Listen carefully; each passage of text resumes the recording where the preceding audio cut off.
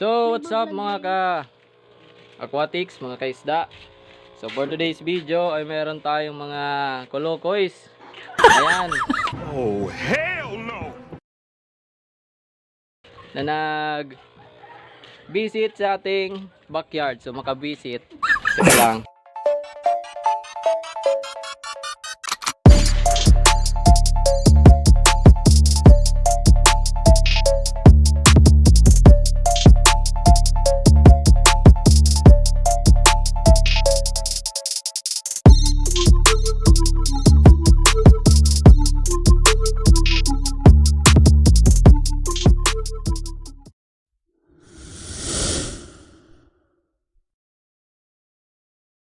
So ayan, meron tayo isa ditong vloggerist na naghahanap ng mga isda.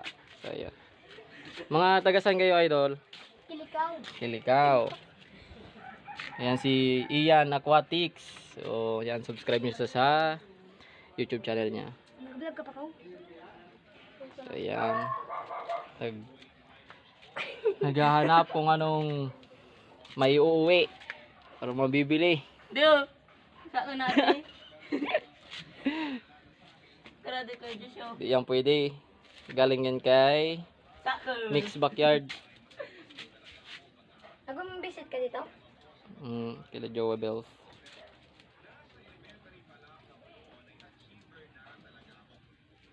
Ano na? Anong barakalon nyo?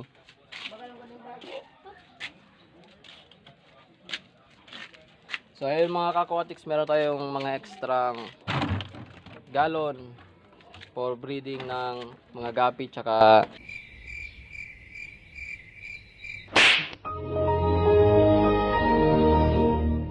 Yeah, boy. grooming ng mga beta natin. So ayan, meron tayong mga i-groom dito, mga beta fish. Ayan. Tsaka meron tayong for sale, ayan. Mura na lang guys. Ayan, meron tayong 4 na mga kolokoys na nagbisita. A few moments later. So yun mga ka-aquatics, binenta na natin yung ating silver koi kay Ian sa Aquayard. So yun. Yeah. Meron naman tayong pambiling full gold. So kulang kasi tayo ng female na full gold, kaya hindi tayo makapag breed. So dito pala mga ka-aquatics is meron tayo ditong bagong beta na pair. So ayan na, yellow banana at ang tawag dito.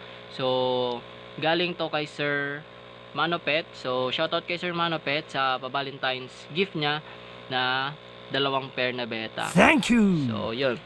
So ayan, dito is wala pa ditong pagbabago sa ating community tank. Pero naglinis ako dito kahapon, pero ayun mapapansin nyo, madumi na naman yung tubig.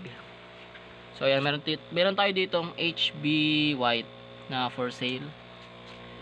And syempre yung ano natin, pinapalaking AFR, tsaka ayan ito, Tiger Galaxy Bluetail. So pinasok ko na dito sa indoor yung Tiger Galaxy Bluetail natin. At yung full gold na binili ko last time, pero walang female. Lahat to male. So ayan, meron dito transparent na gapi, pero albino. So ayan, linagay ko dito para i-crossbreed. So ayan, yung mga nag-groom kong beta. So meron tayo ditong royal blue. Tsaka dito is hindi ko alam yung kulay nito or kung anong strain. At dito sa kabila yung marble, ayan. So ito yung sunod kong i-breed na beta. So try ko ulit mag-breed ng beta. At pag naging success guys, is mamimigay ako ng mga beta fish.